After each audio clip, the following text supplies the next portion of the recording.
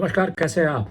मैं हूं हिमांशु बयानी और आप देख रहे हैं डेटलाइन गुजरात न्यूज़.com का ये digital video news bulletin Hindi भाषा में। अ, क्या चल रहा है पूरी दुनिया में? कौन सी खबरें हैं जो सुर्खियां बन गई है और खबरों की दुनिया में क्या चल रहा है? तो आइए रुक करते हैं अच्छी खबर के साथ। गुजरात में आज Gujarat higher secondary education board के परिणाम थे 12वीं कक्षा के सामान्य प्रवाह के, यानी कि कॉमर्स और आर्ट्स स्ट्रीम के। और जितने विद्यार्थी बैठे थे उसमें से कुछ 73.27% परिणाम आया, तो मतलब उतने लोग उत्तीर्ण हुए हैं। तो ये अच्छी खबर है। बाकी तो दुनिया में सब जगह पे हल्ला मचा हुआ है, लड़ाइयाँ हो रही है। ऐसे माहौल में क्या है खबरें दुनिया भर से? तो दुनिया भर से खबर ये है कि कल मॉस्को में ड्रोन अटैक्स हुए। आज रशिया की ऑयल रिफाइनरीज और ख़ास करके जो रास्नोदर जो प्रदेश है उसमें कुछ ड्रोन टकराए रिफाइनरी में, कुछ स्पार्क्स हुए। मतलब वहाँ पे एक्सप्लोजन्स और धमाके सुनाई दिए और बाद में कुछ लोगों के घायल होने की भी खबरें हैं। मतलब जो वहाँ की एक चैनल है बाज़ा, उन्होंने ये रिपोर्ट किया। और दूसरी कुछ टेलीग्राम चैनल्स भी है, उन्होंने भी इल्स्की ऑयल रिफाइनरी जो है इस इलाके में उसके अंदर ये धमाके हुए ऐसी बात की और कुछ 4 लोग घायल हुए, ऐसी खबरें आ रही है। इसके चलते सीधी सी बात है, रशिया तो यूक्रेन को ही इसके बारे में लेगा और ये अटैक्स ऑब्वियसली ड्रोन से हुए हैं तो उस तरीके से है। मतलब रशिया ने सीधा इल्ज़ाम लगा दिया यूएसए के ऊपर, अमेरिका के ऊपर। कहा कि अमेरिका इनको बढ़ावा देता है यूक्रेनियंस को ड्रोन के ज़रिए अटैक करने से। और साथ ही साथ यूके ने कहा है, मतलब ब्रिटिश जो उसके जो फॉरेन सेक्रेटरी, उन्होंने कहा है कि यूक्रेन को हक है रशिया के अंदर जाके हमला करने का, लड़ाई करने का। तो इसके चलते जितने भी ब्रितानी अफसर हैं वो मतलब अभी एक तरीके से वो क्या बोले उसको, एक परफेक्ट वर्ड यूज़ किया गया उनके लिए, लेजिटिमेट टारगेट हो चुके हैं रशिया के। क्योंकि ऐसा स्टेटमेंट जब आया तो मॉस्को ने उन्हें इटर्नल एनिमी भी करार दे दिया है। तो ये सब बातें चल रही है। उसके बीच वैगनर के जो बॉस है, मतलब जो एक ज़माने में खानसामा हुआ करते थे, वहाँ से वो मिलिट्री कॉन्ट्रैक्टर बन गए। तो येवगेनी प्रिगोजिन जो है, उन्होंने कहा है कि मतलब उन्होंने एक तरीके से अपना गुस्सा जताया है ड्रोन अटैक्स के सामने मॉस्को में। और उन्होंने कहा है कि आप कैसे ड्रोन्स को उड़ने देते हैं मॉस्को में, जब हर जगह पे आपने बोर्ड लगाया कि ये नो ड्रोन जोन है बेसिकली, तो ये क्यों चल रहा है? तो उन्होंने कहीं ना कहीं मतलब रशियन ऑफिशियल्स के सामने एक सवाल खड़ा कर दिया है। आगे बात करते हैं दूसरे डेवलपमेंट्स की, रशिया को लेके ही है। तो क्या है, पुतिन कल जा रहे हैं, शायद जाएंगे साउथ अफ्रीका, जहाँ पे ब्रिक रीजन की एक मीटिंग हो रही है। चाइना से डेलीगेट और चाइना के जो फॉरेन मिनिस्टर्स हैं वो भी है। ब्रिक की एक मीटिंग है केप टाउन में। तो वहाँ जाने को लेके बहुत सारी समस्याएं थी, क्योंकि जो साउथ अफ्रीका के जो विरोध पक्ष के नेता थे उन्होंने कहा था कि पुतिन को अरेस्ट किया जाए, क्योंकि इंटरनेशनल क्रिमिनल कोर्ट ने पुतिन के सामने एक वारंट इशू किया है।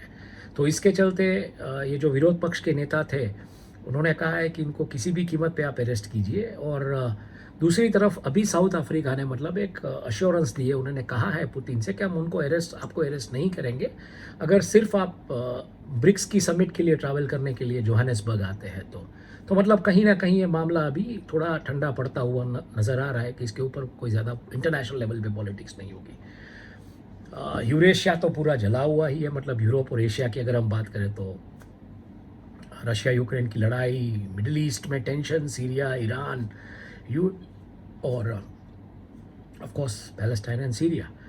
लेकिन इसके साथ अगर हम बात करें तो चीन से क्या खबरें हैं? कोविड की खबरें कल तो थी ही चीन से, लेकिन आज चीन के कुछ F-16 जेट फाइटर्स जो है उन्होंने एक यूएस प्लेन के पीछे पीछा किया। वॉशिंगटन ने पूरा मतलब वीडियो इसका रिलीज़ किया है और कहा है कि चाइनीज़ पायलट जो है वो थोड़े कुछ ज़रूरत से ज़्यादा एग्रेसिव हो गए और उन्होंने एक तरीके से इंटरसेप्ट करने की कोशिश की, मैनूवर करने की कोशिश की एयरक्राफ्ट को।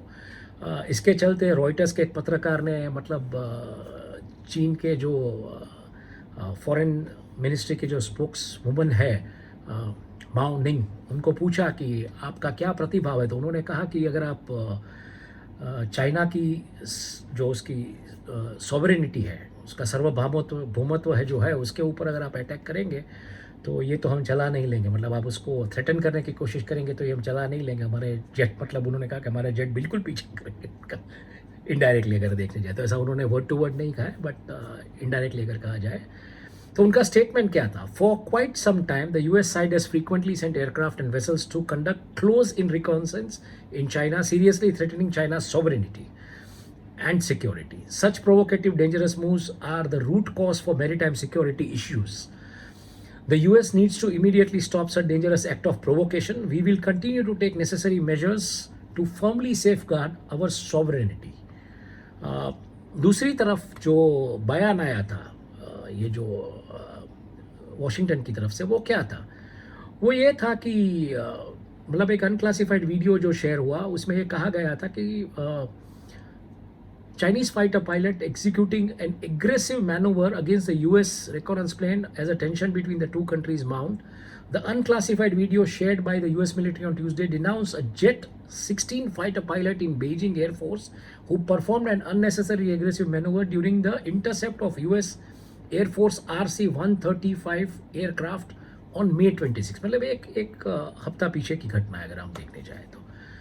और इस तरीके से वॉशिंगटन ने मतलब अपने एलिगेशंस चाइना के ऊपर लगाए हैं। आगे बात करते हैं नॉर्थ कोरिया से। तो नॉर्थ कोरिया ने एक स्पाई सैटेलाइट यानी कि जासूसी करने के लिए एक सैटेलाइट भेजने की कोशिश की, वो गिर गया समंदर में, लेकिन प्योंगयांग ने कहा है कि वो जल्दी ही मतलब प्योंगयांग जो है उनका कैपिटल, उन्होंने कहा है नॉर्थ कोरिया के कैपिटल, वो जल्दी ही ऐसा एक सैटेलाइट और लॉन्च करेंगे। मतलब नॉर्थ कोरिया भी इसके ऊपर बैठने वाला नहीं है। और कहीं ना कहीं नॉर्थ कोरिया ने साउथ कोरिया और जापान को ब्रीफली मतलब उनके जो निवासी है, रेसिडेंट्स को किया है, अर्ज किया कि आप शेल्टर ले ले लॉन्च के बाद कहीं, क्योंकि ये कभी भी कहीं गिर सकता है। तो ये गिरा समंदर में, लेकिन अभी ये वापस एक दूसरा सैटेलाइट भेजने वाला है। आगे बात करते हैं मेन स्ट्रीम न्यूज़ की खबरें क्या है। मेना रीजन जो है मतलब middle east and north Africa reason, तो वहाँ पे इजरायली सेना एयर स्ट्राइक, इजरायली मतलब एयरफोर्स जो है उन्होंने एयर स्ट्राइक कर दिया। कई पैलेस्टीनियंस उसमें हता हुए हैं और लेबनान सीरिया बॉर्डर के पास ये हुआ है। तो कुछ 5 जो सदस्य थे पॉपुलर फ्रंट जो है of liberation of Palestine group, उनके सदस्य मारे गए हैं ओवरनाइट ये जो अटैक हुआ उसमें। एंड ऑब्वियसली पैलेस्टाइन ने इजराइल के ऊपर इसका पूरा आरोपनामा लगा दिया है क्योंकि ये उनके प्लेन्स ने किया था। तो दूसरी तरफ अगर अफ्रीका से बात करें तो अफ्रीका में मुख्य खबरें क्या है, लीड अगर हम बात करें तो सुदान की जो आर्मी जो लड़ रही है रेबल्स के सामने, रेबल्स माने कि RSF रैपिड सपोर्ट फोर्स, और सुदानीज आर्मी और रैपिड सपोर्ट फोर्स के बीच जो लड़ाई हो रही है उसमें सुदानीज आर्मी ने कह दिया है कि भाई हम ये जो शांति की वार्तालाप है ये करना नहीं चाहते, क्योंकि ये जो RSF यानी कि रैपिड सपोर्ट फोर्स जो हेमेदिती की सेना है, उन्होंने कई बार ये शांति वार्ता के जो भी नियम है उन्होंने भंग किया है और कई बार उन्होंने ये वायलेट किया है, तो हम इसके बारे में कुछ बात करना नहीं चाहते। तो उन्होंने शांति वार्ता से अपने आप को पीछे हटा दिया है। मतलब सुदान अभी टेंशन, सुदान में वैसे के वैसे रहेंगे। हालांकि कुछ 13 लाख लोग माइग्रेट हो चुके हैं सुदान से, ऐसे हालात हैं। दूसरी तरफ बहुत ही बड़ी खबर UAE से। UAE ने अपने आप को US लेड जो मैरीटाइम कोalition है, मतलब जो पानी के रास्ते जो पेट्रोलिंग होती है, क्योंकि उनके तेल के जो एसेट्स हैं वहाँ पे स्ट्रेट ऑफ होर्मुज़ वगैरह, तो उसको प्रोटेक्ट करने के लिए, क्योंकि 90% सऊदी अरेबिया का ऑयल कार्गो और वर्ल्ड का कुछ 70% ऑयल कार्गो उस स्ट्रेट से निकलता है पूरी दुनिया का, तो उनको प्रोटेक्ट करना ज़रूरी है, खास करके ईरान से जो खतरा है उसको लेके। लेकिन UAE ने विड्रॉ कर दिया है। मतलब जैसे ये हो रहा है चाइना के साथ, अभी उनके रिश्ते बढ़ रहे हैं, तो उन्होंने विड्रॉ कर दिया है उसके मैरीटाइम कोalition से और कहा है कि वो नाराज़ है क्योंकि जिस तरीके से अमेरिका ने ईरान को हैंडल किया है। ये जो ईरान को हैंडल करने वाली बात है वो वॉल स्ट्रीट जर्नल ने लिखी है। ये रिपोर्ट पढ़ने लायक है, आप खास करके लिंक खोलिएगा देखिएगा, क्योंकि उसमें एक वीडियो है जो कि ड्रोन बोट्स के ऊपर किस तरीके से पेट्रोलिंग होती है उसके ऊपर ये वीडियो, देखने लायक वीडियो है। ड्रोन्स आपने उड़ते हुए देखे, लेकिन ड्रोन सबमरीन, ड्रोन बोट्स, मतलब मैरीटाइम में ड्रोन का उपयोग, समझने वाली चीज़ है। आगे बात करते हैं यूरोपियन लैंडस्केप से। यूरोपियन लैंडस्केप से क्या खबरें आ रही है? ब्रिटिश ऑफिशियल्स जो है वो, जैसे मैंने कहा, वो लेजिटिमेट टारगेट हो चुके हैं अब रशिया के। जिस तरीके से बयानबाजी उन्होंने की कि कीव जाके मतलब रशिया के अंदर हमले कर सकता है, तो रशिया ने बोल दिया कि ठीक है भाई साहब, आज से आप हमारे दुश्मन, जिस तरीके से आप मदद भी कर रहे हो। दूसरी तरफ यूरोप में फ्रेंच प्रेसिडेंट जो है इमैनुअल मैक्रोन, उन्होंने कहा है कि नाटो की जो सिक्योरिटी गारंटीज़ है कीव के लिए वो थोड़ी बढ़ा देनी चाहिए, क्योंकि एक तरीके से यूक्रेन जो है वो यूरोप की रक्षा कर रहा है। तो नाटो को जितना हो सके उन्होंने मतलब विनती की है नाटो को कि आप अपनी फोर्सेस वगैरह जितना भी टैंजिबल हो सके उतनी नाटो सिक्योरिटी क्यू को दीजिए।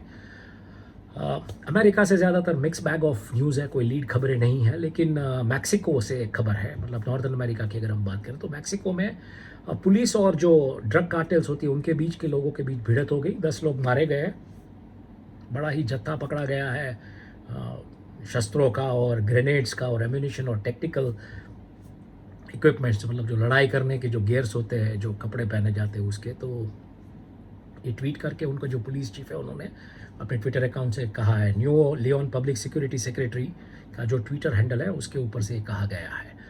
दूसरी तरफ हम बात करते हैं साउथ पैसिफिक की, तो साउथ पैसिफिक से क्या बड़ी खबर है, वहाँ के मीडिया में क्या खबरें चल रही है।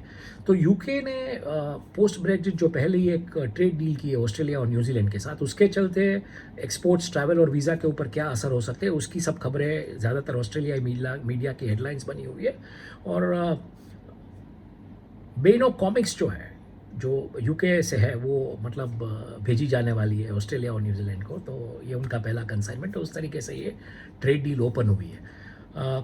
भूकंप आया है 6.2 रिक्टर स्केल का साउथ कोस्ट में न्यूजीलैंड के, और जब भूकंप आ रहा था तो न्यूजीलैंड में क्या हो रहा था, न्यूजीलैंड एयरलाइंस जो नेशनल एयरलाइंस है एयर न्यूजीलैंड, वो सभी पैसेंजर्स को वेइंग स्केल पे खड़ा होकर उनका वज़न नाप रही थी, क्योंकि वहाँ के रेगुलेटर्स ने कहा है कि प्लेन के अंदर का जो वज़न वगैरह उसका एक बैलेंस होना चाहिए। तो उनका एक सर्वे चल रहा है, 10,000 पैसेंजर्स का वो लोग वज़न नापने वाले हैं और उस तरीके से उस दिशा में आगे बढ़ेगा। टेक्नोलॉजी डोमेन से बहुत ही बुरी खबर, एआई के जो ओपन एआई के जो सीईओ है सैम अल्टमैन, उन्होंने कहा है कि आर्टिफिशियल इंटेलिजेंस में लीड ह्यूमैनिटी टू एक्सटिंक्शन, मतलब मानव जात को शायद ख़त्म कर देगा। और ये ख़त्म ऐसे करेगा जैसे कोई पैंडेमिक में या न्यूक्लियर वॉर में लोग मर जाते हैं, मतलब कामकाज होगा नहीं और एआई सब जगह पे छाया हुआ, मशीन लर्निंग और ये सब। भगवान बचाए ऐसी खबरों से, लेकिन ये खबर है तो हमें करनी पड़ती है, तो हम कर रहे हैं। आगे बात करते हैं बिज़नेस की दुनिया के समाचार से, जो कि मेरा एक फेवरेट सब्जेक्ट है। तो क्या हुआ है, हम जब ये खबर करते हैं तब यूएस मार्केट्स ऑलमोस्ट ओपन हुए होते हैं, खुले हुए होते हैं। तो हम यूएस मार्केट्स में स्टॉक्स ज़्यादातर नीचे पादान पे खुले हैं, क्योंकि डेट सीलिंग को लेकर अभी तक कोई क्लैरिटी नहीं है, हालांकि बातें हैं, क्लैरिटी नहीं है। और दूसरी तरफ चाइना का जो डेटा आया है, इंडस्ट्रियल डेटा और इकोनॉमिक स्लो डाउन जिस तरीके से देखा जा रहा है, तो अगर चाइना स्लो होगा तो ऑब्वियसली वर्ल्ड के ऊपर इसका इम्पैक्ट पड़ेगा। जब हम ये खबर करते होते हैं यूट्यूब पे, तब यूरोपियन शेयर बाज़ार बंद हो चुका होता है, तो यूरोपियन स्टॉक मार्केट में भी शेयर्स गिरे आज, उनके इंडेक्सेस भी गिरे, और ख़ास करके उनका जो कंसर्न था वो चाइना का जो इकोनॉमिक स्लो डाउन के जो इंडिकेशंस है, डिसअपॉइंटिंग डेटा जो आया चाइना से, उसको लेकर। तो एशियन बाज़ार में भी यही हालात थे, लेकिन एशियन बाज़ार में ज़्यादातर इम्पैक्ट चाइनीज़ न्यूज़ का, मतलब चाइना से जो खबरें आ रही थी यूएस डेट सीलिंग को लेकर, तो अभी असमंजस है ही, लेकिन चाइना से जो खबर आई उसकी वजह से थोड़ा मतलब टूटा शेयर बाज़ार। और जो शंघाई कंपोजिट इंडेक्स है वो कुछ 1% टूटा ऑलमोस्ट। और भारत की अगर हम बात करें तो सेंसेक्स और निफ्टी भी मतलब इंडाइसिस जो है वो लो ट्रेड हुए, शेयर्स नीचे भाव पे खुले, और कहीं ना कहीं सेंसेक्स में 350 पॉइंट की जिसको बोल सके गिरावट नज़र आई और देखने को मिली। और निफ्टी की अगर हम बात करें तो निफ्टी भी 100 पॉइंट टूटा था। तो ये खबरें थी आज के दिन की। आपका दिन बिल्कुल शुभ रहे। भारत और गुजरात से कुछ ज़्यादा खबरें नहीं, हालांकि गुजरात की खबर तो हमने आपको दे दी, जो रिजल्ट आया है जीएससी बिल, लेकिन भारत में ज़्यादातर जो खबरें हैं वो पहलवानों का, जो रेसलर्स का जो मतलब इशू हुआ है। और कल वो लोग गए थे हरिद्वार अपने मेडल्स गंगा जी में पधराने के लिए, तो राजनीति शुरू हो गई क्योंकि उन्हें रोका नहीं गया और ये सब। और मीनाक्षी लेखी को पूछा किसी महिला पत्रकार ने, तो वो भागती हुई नजर आई, जवाब नहीं दे रही थी। उन्होंने कहा कि आप एक महिला सांसद है, तो महिलाएं जिस तरीके से लड़ रही है जस्टिस के लिए मांग करें। तो यही सब राजनीति की खबरें, कुछ ज़्यादातर खबरें नहीं है जिसको हम एक लीड न्यूज़ के तरीके से ले सके। तो इस वजह से आज वहाँ से कुछ खबरें नहीं हैं। तो इजाज़त दीजिए, देखते रहिए dateline.gujaratnews.com, पढ़ते रहिए हमारा न्यूज़लेटर। और जो भी हम 17 पार्ट्स में, जैसे भी पूरे वर्ल्ड का, एशिया का, अफ्रीका का, मिडल ईस्ट का, सब जो न्यूज़ वायर्स वगैरह न्यूज़लेटर्स जो आपको देते हैं, उसमें जो लिंक्स होती है उसकी खबरें पढ़िए ज़रूर, पढ़ने की आदत बिल्कुल डालिए। और बस यही कहूँगा, धन्यवाद, आपका दिन शुभ रहे, शुभ रात्रि।